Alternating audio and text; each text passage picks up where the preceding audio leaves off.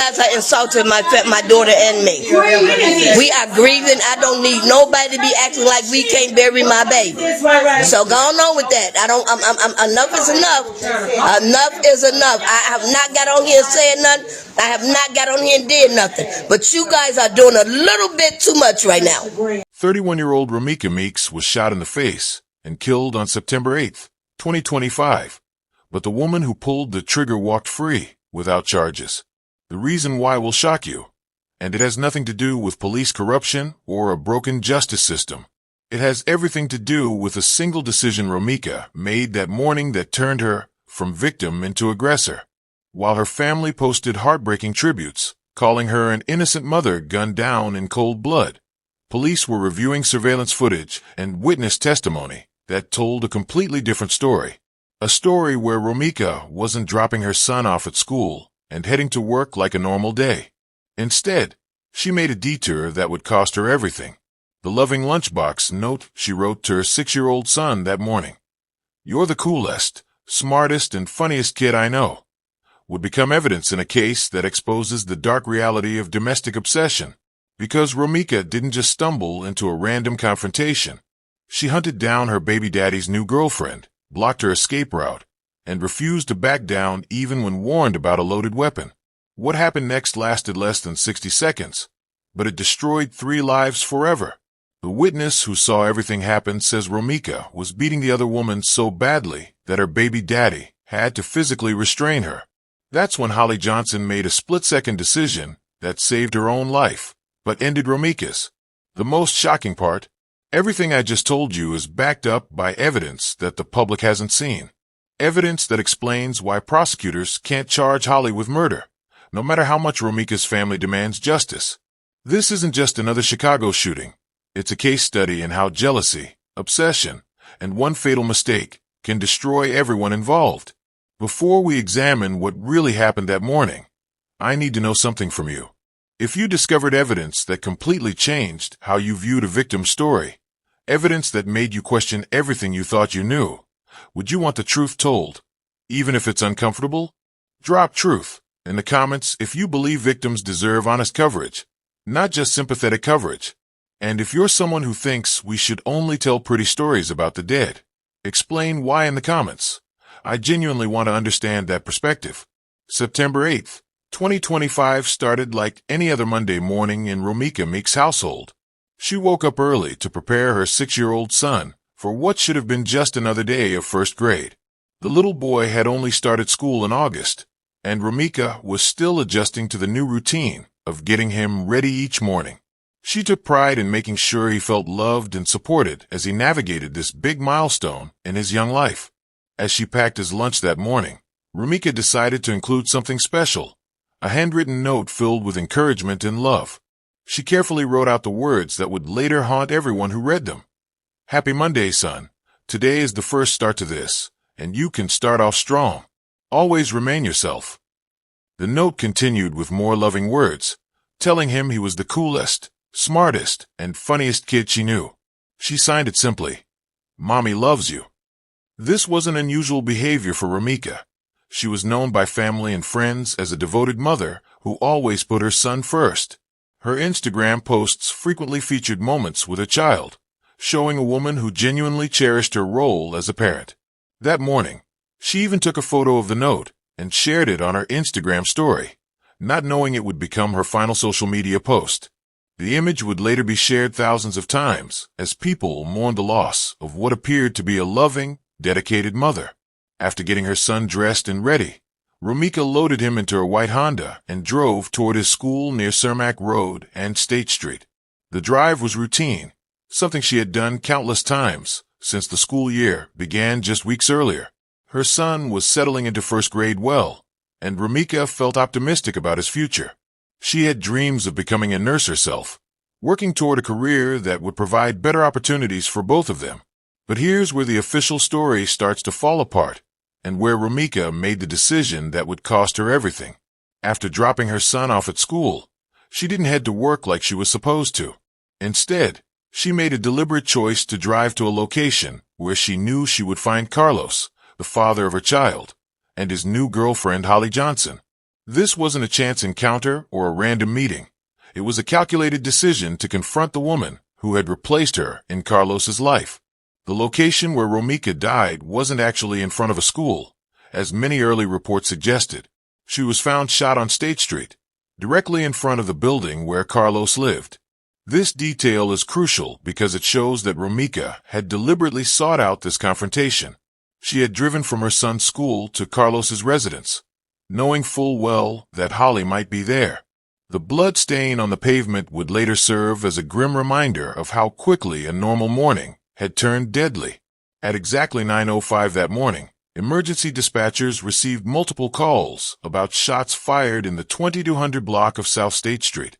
When first responders arrived, they found Romeca lying on the ground with a gunshot wound to her face. Paramedics immediately began life-saving efforts, but the damage was too severe. She was rushed to Stroger Hospital, where doctors fought to save her life, but Romeca Meeks was pronounced dead shortly after arrival. The scene that greeted police was chaotic and bloody, with witnesses still in shock from what they had just witnessed. Shell casings were scattered on the pavement, and Romeca's white Honda sat nearby, positioned in a way that would later become significant evidence. What should have been a routine Monday morning had become a homicide scene, and the investigation that followed would reveal a story far more complex than anyone initially realized. Within hours of Romeca's death, her family took to social media with a narrative that painted her as an innocent victim who was ambushed while going about her normal routine. According to a post that quickly went viral, Romeca had simply dropped her son off at school and was walking back to her car when she was confronted by Carlos and Holly. The family's version claimed that Carlos, the father of Romeca's child, had orchestrated the entire encounter to eliminate his baby mama. This story spread like wildfire across social media platforms, generating thousands of shares and comments from outraged supporters. The most damaging allegation came in a detailed social media post that described Carlos holding Romeca in a headlock while Holly shot her in the face.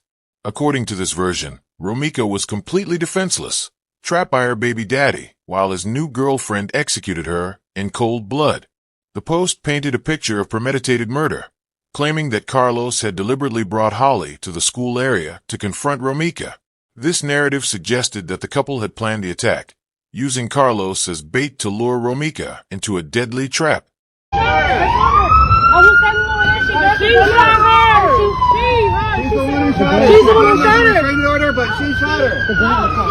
The gun in the car. Oh my fucking God! I'm baby in the car. How you feel? She just dropped her. Get up. You scared as hell, right? Scared as hell. She's scared, buddy. Scared as hell. That is not self-defense. We were trying to stop her in the car, bro. You're throwing her in the car, bro. What are you talking about? You had her in a headlock. When you shot her, Brody, I was there. I'll write a statement. Don't worry about it. I want her arrested. There's a fucking gun on the street. I don't make Facebook pages. That's all right. I'm about to go laugh. I don't do all that. I don't even have a Facebook. I don't appreciate you. We don't need nothing from nobody. My sister good. So all y'all making them fake pages, go find me, man. Don't support none of that. Don't support none of that. We don't need nothing. Stop putting that. Stop making them fake GoFundMe pages, them fake pages that they making for fundraising. That's not our people. So I appreciate it, y'all. Whoever got love for her, y'all put this out there and y'all let her know. This is not what we doing. We don't need no GoFundMe. So whoever putting it up, stop it. Alright, man. This ain't that. See, you white. I ain't nothing. I ain't my mama. I ain't him. Everybody know I am. And she do wear designer. And don't fuck up my mother nephew on that like that no more. He don't need no money. He gonna be fresh as hell when the class get closed. Go fast. Somebody made a GoFundMe page. We never asked y'all for no GoFundMe. I'm doing this live to tell everybody. I don't know who doing this GoFundMe. We don't need your help like that. If we wanted to do it, we'll do it. But that is not what we're doing. So any that's on here talking about, you thought she wear designer clothes, she do. Yes, she got it all. Let me go. So get your ass off this trying to get some extra money with y'all broke ass. Somebody made a GoFundMe page. We ain't never asked y'all for no GoFundMe money. We don't need it. We good over here. She wear designer clothes. That said that she's always in it. She always in it. I know who you is with your snaggletooth ass. Family member have Right. pictures of her with her baby. They text my granddaughter. To get him things made. There's a lot of people want to get them. I mean, we appreciate y'all helping, but whoever made that GoFundMe page, y'all about to get shut down. Y'all thirsty over some money? We don't need nothing, because Romeca finna come hard. We don't need no damn money. Y'all see us? Y'all see our family? Get the out of here making fake ass GoFundMe page. Y'all got something to say all the time. That's foul as hell. Y'all broke. Y'all need some money. Y'all need some help. We don't need no money. GoFundMe page. We ain't made one. If anybody want to send something, I will let y'all know where to send it to. It's to my sister. That want to donate something, water pop, whatever, clothes, whatever. But you you bogus. Y'all get into Romeca thing and share it to her page. I'm gonna put it on there. Y'all bogus as hell. Everybody sending me us messages about y'all. Somebody make a fake GoFundMe page. Are you kidding me? And then some little K Clayla, whatever your name is. Y'all might need to go home. Shit. Right, y'all insulting the us. We didn't never put no GoFundMe page up. Y'all got us pissed as hell up here. We don't need shit. We asking for y'all for shit. Y'all insulting us like a and that said, we ain't got no insurance. We don't need that either. We got baked over here. You will see the we do. We ain't got to explain shit to you goofy. But that they got that mother GoFundMe page in Riverdale. I'll be your ass. I'll be your ass. I'm be your ass. You in Riverdale. You in Riverdale. We ain't asking for no GoFundMe page. We don't need that. We ain't got nothing but money in this house. You see this shit?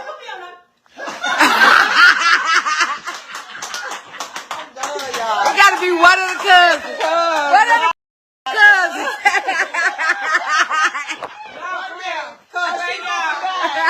No, you got money too. No, you want them to know you got money. That's a scam. You don't want to push the people that is trying to help out and be nice. You don't want to push them away. Man, I'm too hot. I'm too heated. Y'all over here scamming. Please do not send no money to GoFund. We have not made one up. You know what I'm saying? We're not making one of them up. We're not making one. That's what I'm saying.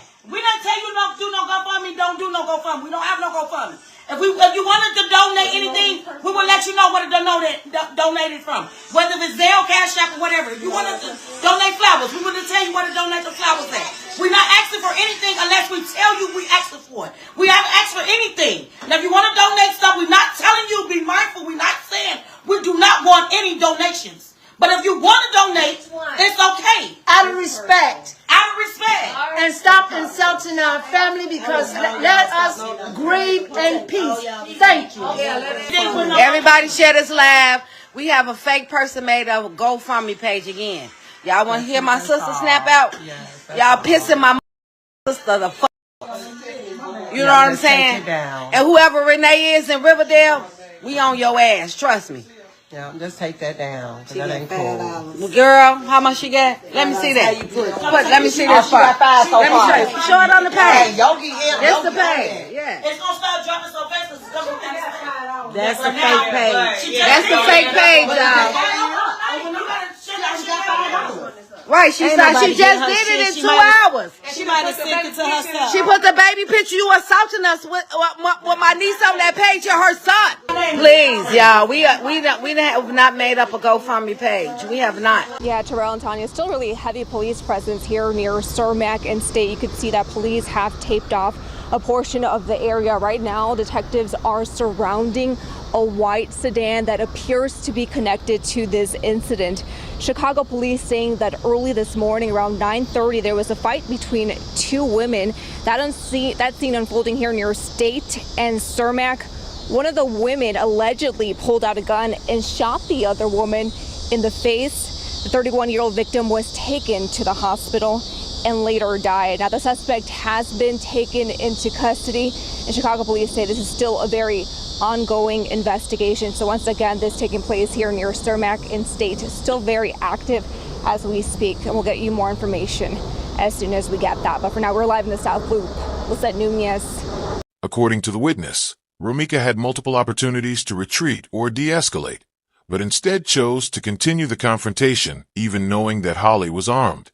The witness described feeling shocked that Romeca would continue fighting after being explicitly warned about a weapon. The actual shooting happened in a matter of seconds once Holly retrieved her gun. According to the witness, as soon as Romeca broke completely free from Carlos's grip, Holly fired multiple shots, striking Romeca in the face, side, and thigh.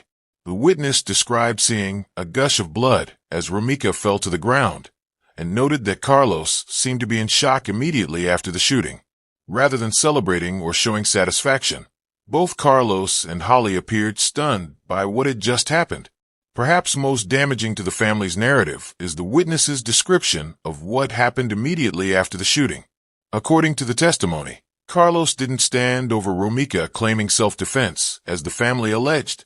Instead, he appeared to be in shock and didn't immediately provide aid to Romeca, which the witness found disturbing. The witness specifically questioned why Carlos wasn't putting pressure on Romeca's wounds or trying to help her, suggesting that his reaction was more consistent with shock than with someone who had planned the attack. The witness also described Holly's behavior after the shooting as inconsistent with premeditated murder. According to the testimony, Holly didn't flee the scene or try to hide the weapon. Instead, she remained at the location and appeared to be in shock as well. The witness noted that if this had been a planned execution, Holly's behavior would have been very different. The fact that she stayed at the scene and didn't attempt to dispose of evidence suggests that this was a spontaneous act of self-defense rather than premeditated murder. Most shocking of all, the witness described seeing Carlos approach Holly after the shooting and give her a fist bump while saying, "It was self-defense, right?" This detail, if accurate, suggests that Carlos was trying to establish a legal defense rather than celebrating Romeca's death. The witness interpreted this interaction as Carlos being concerned about the legal implications of what had just happened, not as evidence that he had planned the attack. This testimony provides crucial context that completely changes how the aftermath should be interpreted. The witness concluded their statement by expressing frustration that Holly was initially released without charges, but also acknowledging that based on what they saw, the shooting appeared to be self-defense. They specifically noted that Romeca never had a weapon and questioned what could have frightened Holly enough to justify deadly force, but ultimately concluded that Romeca's continued aggression after being warned about the gun made Holly's actions understandable. This witness testimony is the strongest evidence that Romeca was the aggressor and that Holly acted in self-defense.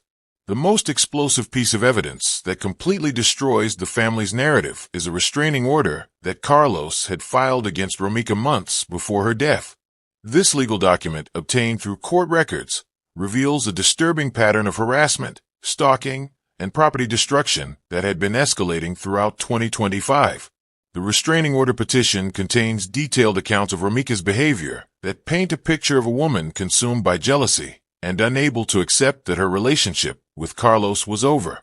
This document alone changes everything we thought we knew about the September 8th incident. According to the restraining order filed in early 2025, Romeca had been systematically harassing Carlos and Holly for months leading up to her death. The petition detailed multiple incidents where Romeca had shown up at Carlos's residence uninvited, sometimes in the middle of the night, demanding to be let inside. Court documents describe her banging on doors, pressing doorbells repeatedly, and screaming threats about what she would do to Holly if she found her alone. These weren't isolated incidents, but part of a consistent pattern of behavior that had been documented over several months. The harassment wasn't limited to late-night visits to Carlos's home. The restraining order petition included evidence of property destruction that Romeca had carried out in fits of rage over Carlos's new relationship. Court documents detailed incidents where she had keyed cars, broken windows, and damaged personal property belonging to both Carlos and Holly. In one particularly disturbing incident, Romeca allegedly threw rocks at Holly's car while she was inside it, cracking the windshield and terrifying the other woman. These acts of vandalism showed a pattern of escalating violence that should have been a warning sign. Perhaps most disturbing was evidence that Romeca had been tracking Carlos's movements through social media and showing up wherever he went with Holly. The restraining order petition described how Romeca would monitor Carlos's Instagram stories and Facebook posts to determine where he and Holly were spending time together. She would then appear at restaurants, family gatherings, and social events, always causing scenes and making threats. Friends of the couple reported feeling uncomfortable attending events because they never knew when Romeca would show up and create chaos. The jealousy factor became even more intense when Carlos and Holly welcomed a baby together in early 2025. According to court documents, Romeca's behavior became increasingly erratic after learning about the new baby, viewing the child as evidence that Carlos had completely moved on from their relationship. The restraining order petition described threatening text messages where Romeca expressed anger about Carlos replacing their son with a new family. She allegedly made statements about how Holly's baby would never be as important as her child with Carlos. Video evidence submitted with the restraining order showed Romeca's stalking behavior in disturbing detail. Security footage from Carlos's building captured her repeatedly showing up at his residence, sometimes multiple times per week, always uninvited and often aggressive. In one video, she can be seen pressing his doorbell for over 10 minutes while screaming threats about Holly. Another recording shows her attempting to follow Carlos and Holly when they left the building together, trailing behind their car on foot while shouting obscenities. The restraining order also revealed that Romeca had been making specific threats against Holly's life in the weeks leading up to the September 8 shooting.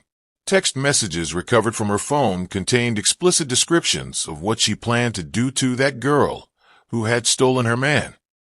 Social media posts that had been set to private showed Romeca obsessing over Carlos's new relationship, posting photos of Holly with threatening captions like, "I know where you live, and your time is coming." These threats escalated in severity as the months progressed. Most importantly, the restraining order proves that Romeca knew she wasn't supposed to be at Carlos's residence on September 8th. By showing up at his building that morning, she was deliberately violating a court order that specifically prohibited her from contacting Carlos or coming to his home. This violation of the restraining order transforms the entire context of the shooting from an innocent victim being ambushed to a stalker violating court orders and initiating a confrontation. The fact that she died while breaking the law significantly strengthens Holly's self-defense claim and explains why prosecutors have been reluctant to file charges. Holly Johnson's immediate release without charges after shooting Romeca Meeks wasn't the result of police corruption or a rushed investigation. It was the inevitable outcome of a legal framework that strongly favors self-defense claims when certain conditions are met. Within hours of the shooting, Chicago police had reviewed witness statements, examined physical evidence, and consulted with prosecutors about potential charges. The decision to release Holly came after legal experts determined that proving murder beyond a reasonable doubt would be nearly impossible given the circumstances. This wasn't a failure of the justice system, but rather the system working exactly as it was designed to protect people who defend themselves from attackers.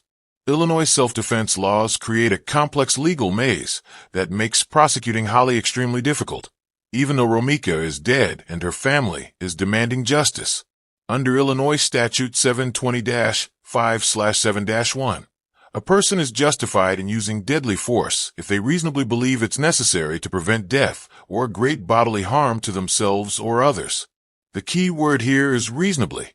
The law doesn't require that Holly actually be in mortal danger, only that a reasonable person in her position would believe they were. Given that Romeca had violated a restraining order, blocked Holly's escape route, and continued advancing after being warned about a weapon, establishing that reasonable belief becomes much easier. The duty to retreat complication adds another layer of complexity that actually works in Holly's favor rather than against her. While Illinois law generally requires people to retreat if they can do so safely before using deadly force, this requirement is waived when the person is in their own home or vehicle.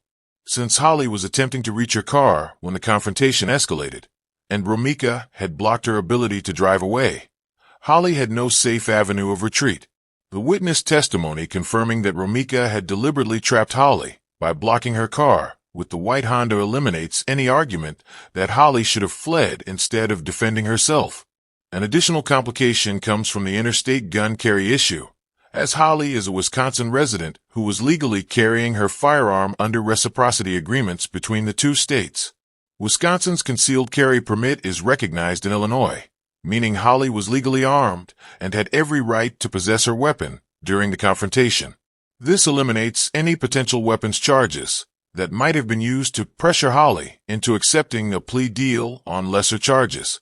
The fact that she was legally armed actually strengthens her self-defense claim by showing she wasn't looking for trouble, but was prepared to protect herself if necessary. The domestic violence angle creates perhaps the most significant complication for prosecutors trying to build a case against Holly. Under Illinois domestic violence statutes, Romeca's pattern of stalking, harassment, and property destruction against Carlos and Holly could be classified as domestic abuse, even though Holly and Romeca weren't in a romantic relationship. The restraining order that Carlos had obtained against Romeca provides legal documentation of this abuse pattern. When Holly shot Romeca, she wasn't just defending herself from a random attacker. She was defending herself from someone who had been systematically terrorizing her for months.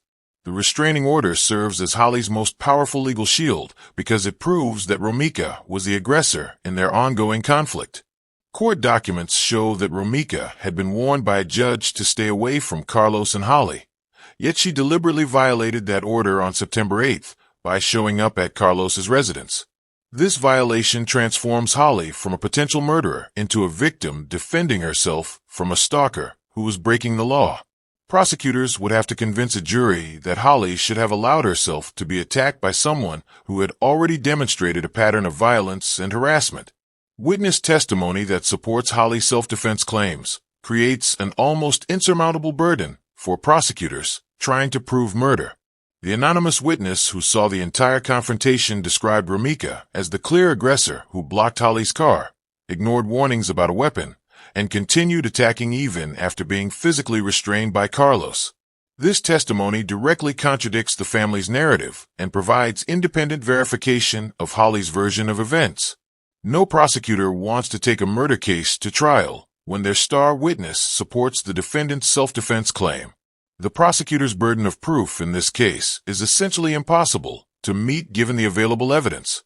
To convict Holly of murder, prosecutors would need to prove beyond a reasonable doubt that she didn't reasonably fear for her life when she pulled the trigger. They would need to convince 12 jurors that a woman who had been stalked and harassed for months, who was trapped by her stalker's car, who gave clear warnings about being armed, and who was being physically attacked, somehow acted unreasonably when she defended herself. The evidence simply doesn't support that narrative. Even if prosecutors decided to pursue lesser charges, like manslaughter or reckless homicide, they would face the same evidentiary problems. The witness testimony, the restraining order violation, and the physical evidence all support Holly's claim that she acted in self-defense. Defense attorneys would argue that Holly showed remarkable restraint by warning Romeca about the weapon before using it, and that she only fired when all other options had been exhausted. This case represents a perfect storm of legal protections that make prosecution virtually impossible, regardless of how much the victim's family demands justice. The single mistake that cost Romeca Meeks her life wasn't being in the wrong place at the wrong time.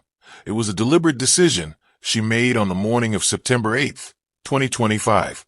After dropping her 6-year-old son off at school, Romeca had a choice to make.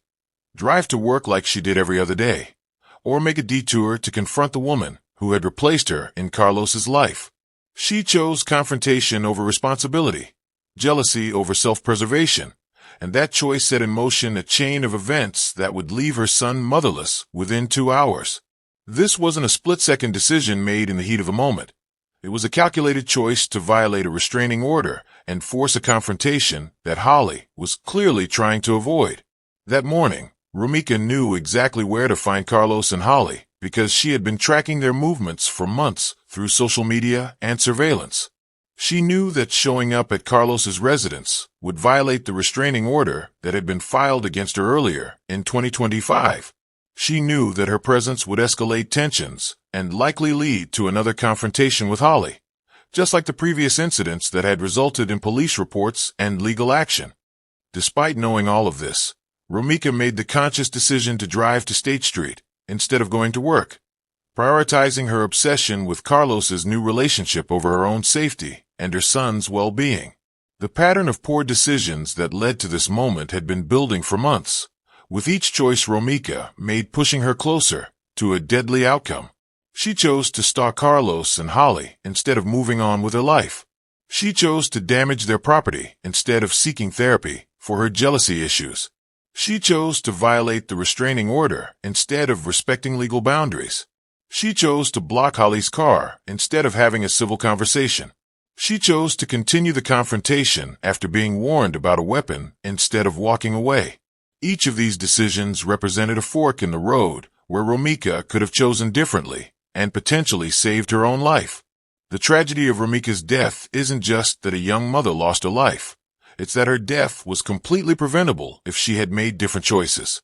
Her obsession with Carlos and jealousy toward Holly consumed her to the point where she was willing to risk everything, including her relationship with her son, to confront a woman who posed no real threat to her life. Romeca had so much to live for: a child who adored her, dreams of becoming a nurse, and the opportunity to build a new life independent of Carlos. Instead, she allowed her emotions to override her judgment and made a series of choices that led directly to her death. If Romeca had simply gone to work that morning instead of seeking out Holly, she would still be alive today. Her son would still have his mother, her family wouldn't be grieving, and Holly wouldn't be living with the trauma of having to take someone's life in self-defense.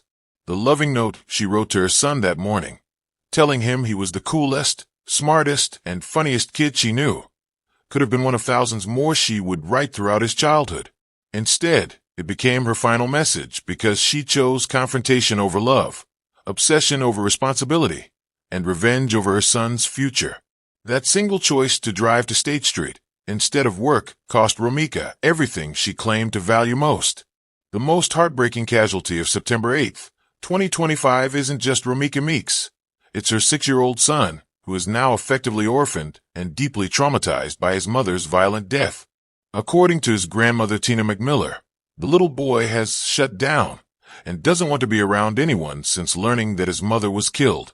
The child who received that loving lunchbox note just hours before Romeca's death now faces a future without the parent who called him the coolest, smartest, and funniest kid she knew. McMillan has taken custody of her grandson, but she admits that raising a traumatized child while grieving her own daughter's death is an overwhelming challenge that no grandmother should have to face. Romeca's family continues their fight for justice, refusing to accept that Holly Johnson will likely never face charges for the shooting. They've organized vigils, created social media campaigns, and repeatedly contacted prosecutors, demanding that Holly be arrested for murder. Tina McMillan has become the face of this campaign, appearing at community events and calling for enforcement of Illinois House Bill 158, which declares violence a public health crisis. The family maintains their original narrative that Romeca was an innocent victim, despite mounting evidence that contradicts their version of events. Their refusal to acknowledge Romeca's role in escalating the confrontation has created a divide between those seeking justice and those seeking truth. The case has created significant division within Chicago's community, with some residents supporting the family's call for justice, while others believe Holly acted in legitimate self-defense. Social media discussions about the case often devolve into heated arguments about domestic violence, gun rights, and the responsibility of victims in their own deaths. Many community members who initially supported the family have become uncomfortable with the evidence showing Romeca's pattern of stalking and harassment. This division reflects broader societal struggles with how to handle cases where victims aren't entirely innocent and perpetrators aren't entirely guilty. The broader implications for domestic violence cases are significant, as this incident highlights how complicated these situations can become when traditional victim-perpetrator roles are blurred. Legal experts worry that Romeca's case could be used to justify violence against actual domestic violence victims who fight back against their abusers. However, others argue that the case demonstrates the importance of taking restraining orders seriously and recognizing that domestic violence can take many forms, including stalking and harassment by ex-partners who refuse to accept that relationships are over. Perhaps the most troubling unanswered question involves Carlos's role and responsibility in the events that led to Romeca's death. While he didn't pull the trigger, his actions and decisions contributed to the deadly confrontation in ways that deserve scrutiny. Why didn't he do more to enforce the restraining order against Romeca? Why was he present during the confrontation instead of calling police when Romeca showed up? His alleged fist bump with Holly after the shooting raises questions about whether he bears some moral responsibility for Romeca's death, even if he faces no legal consequences. The most glaring failure in this case was the complete breakdown of the restraining order system that was supposed to protect Carlos and Holly from Romeca's escalating harassment. Despite having a court-issued order of protection filed in early 2025, there was no meaningful enforcement mechanism to prevent Romeca from continuing her stalking behavior. The restraining order was essentially a piece of paper that Romeca violated repeatedly without facing any consequences until the morning she died. Law enforcement agencies need better systems for monitoring restraining order violations and responding quickly when protected parties report breaches, rather than waiting for situations to escalate to deadly violence. The lack of accessible mental health resources represents another critical failure that contributed to this tragedy. Romeca's behavior in the months leading up to her death showed clear signs of obsessive thinking, inability to accept rejection, and escalating aggression that could have been addressed through professional intervention. Her jealousy and stalking behaviors were symptoms of deeper psychological issues that went untreated, partly because mental health services in Chicago are underfunded and difficult to access. If Romeca had received counseling for her inability to move on from her relationship with Carlos, she might have learned healthy coping mechanisms instead of resorting to harassment and confrontation. Social media played a devastating role in escalating this conflict by providing Romeca with tools to track Carlos and Holly's movements and feeding her obsession with their relationship. Platforms like Instagram and Facebook allowed her to monitor their activities in real time, showing up wherever they went and maintaining constant surveillance of their lives. The same technology that was supposed to connect people became a weapon that enabled stalking behavior and prevented Romeca from moving on with her life. Social media companies need better mechanisms for preventing users from engaging in harassment and stalking, including features that limit access to location information and restrict unwanted contact. Better conflict resolution mechanisms could have provided alternatives to the deadly confrontation that occurred on September 8th. Chicago lacks adequate mediation services for domestic disputes, particularly cases involving ex-partners who share children but can't communicate civilly. If Carlos and Romeca had access to professional mediators who could have helped them establish boundaries and communication protocols regarding their son, the toxic dynamic between them might never have developed. Family courts need to mandate mediation services and co-parenting classes for couples with children who are ending relationships, especially when there are signs of obsessive or controlling behavior. The interstate gun access issue highlights a broader problem with how weapons laws vary between states and create complications during crisis situations. While Holly was legally carrying her weapon under Wisconsin's concealed carry permit, which is recognized in Illinois, the presence of a firearm transformed what might have been a physical altercation into a deadly encounter. The ease with which people can carry weapons across state lines means that conflicts that might have resulted in injuries instead result in deaths. This case demonstrates the need for better coordination between states regarding gun laws and more comprehensive background checks that consider restraining orders and domestic violence history.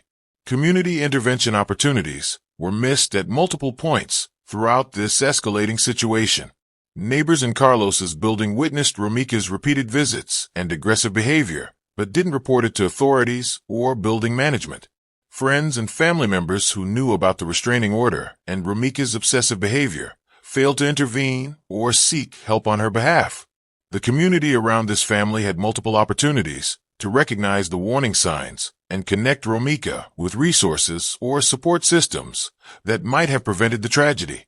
Perhaps most importantly, This case reveals the need for better education about healthy relationship boundaries and the dangers of obsessive behavior after breakups. Romeca's actions weren't just the result of individual mental health issues.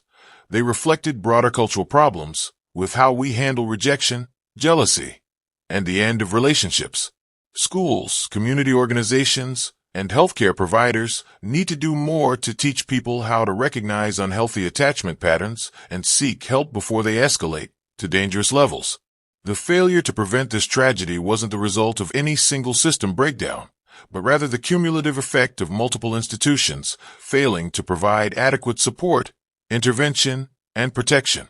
Romeca's death was preventable, but only if society had better mechanisms for identifying and addressing the warning signs of escalating domestic conflicts before they turn deadly. This case shows us something uncomfortable, that victims aren't always innocent, and justice isn't always clear-cut. Romeca Meeks made a fatal mistake that morning, but she didn't deserve to die for it.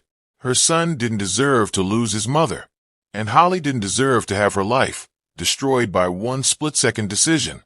If you believe true crime should tell the whole truth, even when it's complicated, subscribe and comment whole truth below. If you think I'm being too harsh on a murder victim, I want to hear from you too. Comment too far and explain why. And if you're watching this without subscribing, ask yourself this. If something happened to someone you loved, would you want their story told completely and honestly?